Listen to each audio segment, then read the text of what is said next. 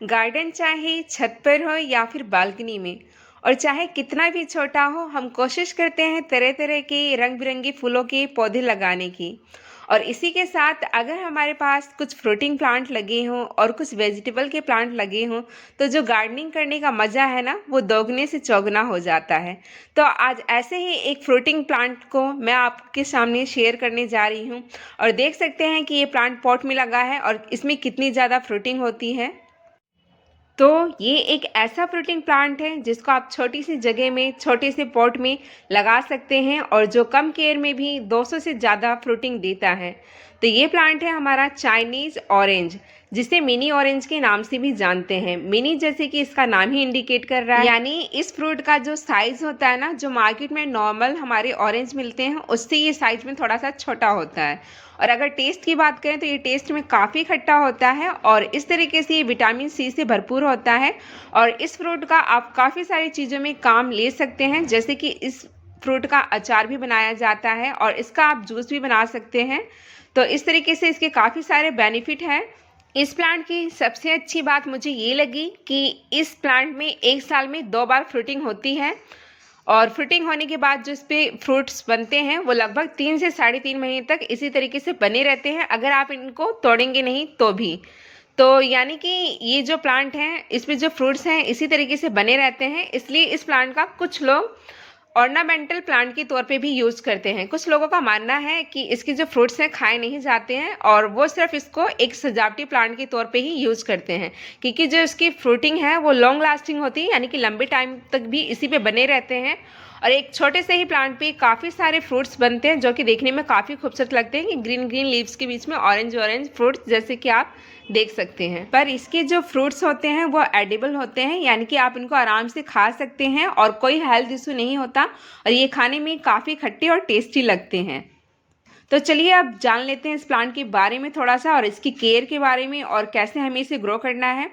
तो ये प्लांट मैंने शेयर इसलिए करा है क्योंकि ये प्लांट आप अभी भी दिसंबर में ला करके अपने गार्डन में ऐड कर सकते हैं, क्योंकि अभी भी इसमें बहुत अच्छी फ्रूटिंग हो रही है, जैसे कि आप देख सकते हैं।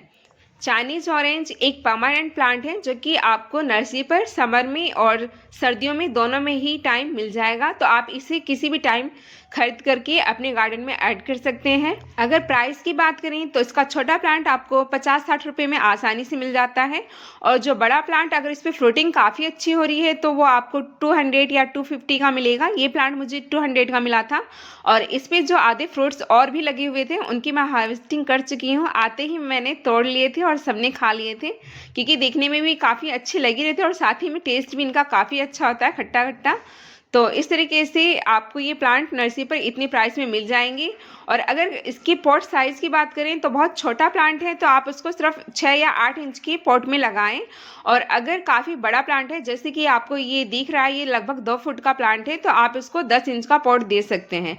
बहुत ज़्यादा बड़े पॉट की देने की ज़रूरत नहीं है अगर आपका प्लांट छोटा है, क्योंकि अगर हम छोटे प्लांट को ज़्यादा बड़ा पॉट देते हैं तो ऐसे में ओवर वाटरिंग के चांस बढ़ जाते हैं। पॉट देने के बाद अगर सॉइल मीडिया की बात करते हैं तो ऐसे जो प्लांट होते हैं वो हमारे सैंडी सॉइल में बहुत अच्छे ग्रो करते हैं।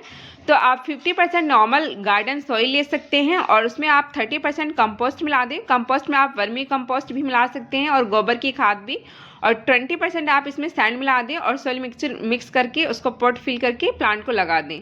मेरे पास ये प्लांट पहले भी था जिसमें काफ़ी अच्छी फ्रूटिंग होती थी, बट मैं बाहर गई थी 1 मंथ के लिए, तो बताया ना जून में काफ़ी सारे प्लांट ख़राब हो गए थे, तो उसमें ऑरेंज का भी प्लांट ख़राब हो गया था जिसमें काफ़ी अच्छी पहले फ्रूटिंग होती थी।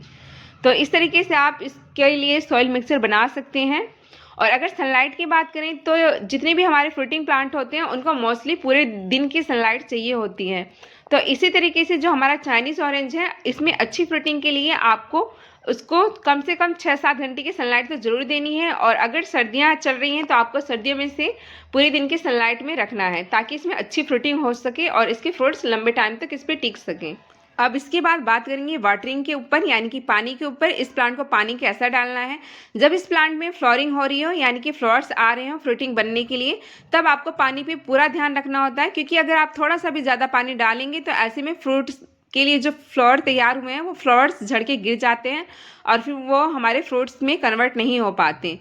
तो इसलिए आपको ध्यान रखना है, जब इसके प्लांट पे फ्लावर्स बनने लगे तो आपको सॉइल में पानी तभी डालना है जब ऊपर की जो टॉप सॉइल होती है वो अच्छे से सूख जाए।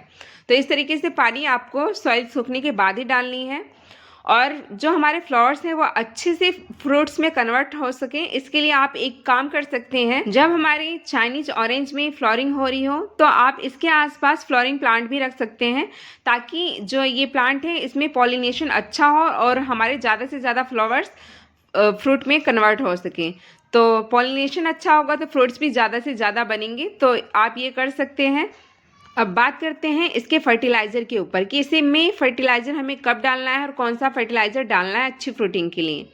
जैसे कि ये 1 साल में 2 बार फ्रूटिंग करता है, एक बार गर्मियों में और एक बार सर्दियों में।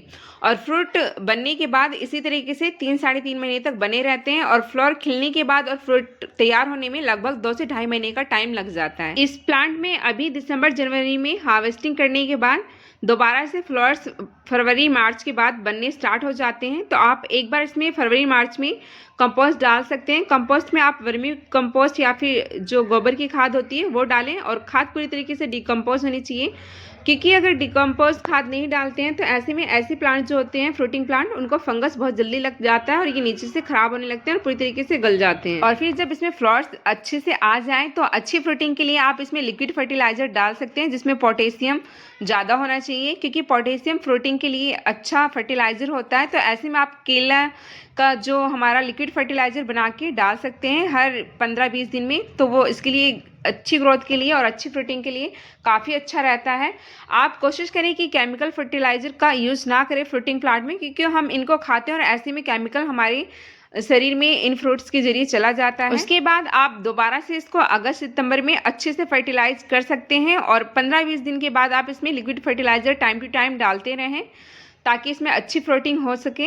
बहुत से लोग इसको ऑर्नामेंटल प्लांट के लिए यूज़ करना पसंद करते हैं, क्योंकि इसमें काफ़ी हैवी फ्रूटिंग होती है। मैं आपको दिखाऊंगी जब अभी इसको रिपोर्ट करूंगी। और जैसे ही ये प्लांट टाइम लेता जाता है, यानी कि बड़ा होता जाता है, तो इसमें जो फ्रूट्स हैं वो काफ़ी मात्रा में आते हैं। लगभग एक ही प्लांट पे 200-250 इवन उससे ज़्यादा फ्रूट्स बनने लगते हैं। एक बार 4 साल पहले हम कहीं घूमने गए थे, तो फर्स्ट टाइम मैंने इस प्लांट को देखा था। और फ्रूटिंग की बात करूँ तो आप बिलीव नहीं करेंगे, एक पॉट में लगे प्लांट पे इतने ज़्यादा फ्रूट्स खिले हुए थे। आई मीन काउंट करना 400-500 उससे ज़्यादा भी फ्रूट्स खिले थे, और वो प्लांट उसमें लगभग 5-6 साल पुराना था। तो इतनी ज़्यादा फ्रूटिंग हो रही थी। जब मैंने उनसे पूछा तो उन्होंने मुझे बताया कि इस प्लांट का नाम चाइनीज़ ऑरेंज है, और फिर पता चला कि इस प्लांट को ऑर्नामेंटल के तौर पे भी लगाया जाता है। तो फिर बाद में काफ़ी सर्च करा तो पता चला इसको खाया भी जाता है और ये एडिबल भी है। और जैसे कि मैंने खुद खाया है तो इसके काफ़ी सारे हेल्थ बेनिफिट भी होते हैं। और अभी भी देखिए इसमें फ्रूट्स बन रहे हैं छोटे छोटे। तो इस तरीके से इस प्लांट को आप अभी बाय करके अपने गार्डन में ऐड कर सकते हैं। तो बताइएगा कमेंट में कि ये वीडियो आपको कैसी लगी, और ये फ्रूटिंग प्लांट ज़रूर ऐड करें अपने गार्डन में, क्योंकि फ्रूटिंग प्लांट हमारे गार्डन में रहते हैं तो काफ़ी अच्छा लगता है।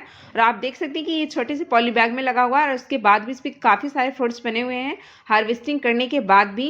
तो चलिए मिलते हैं नेक्स्ट वीडियो में। अपना और अपनी फैमिली का ख्याल रखिएगा, हार्डवर्क करते रहिएगा to achieve your goal. Bye.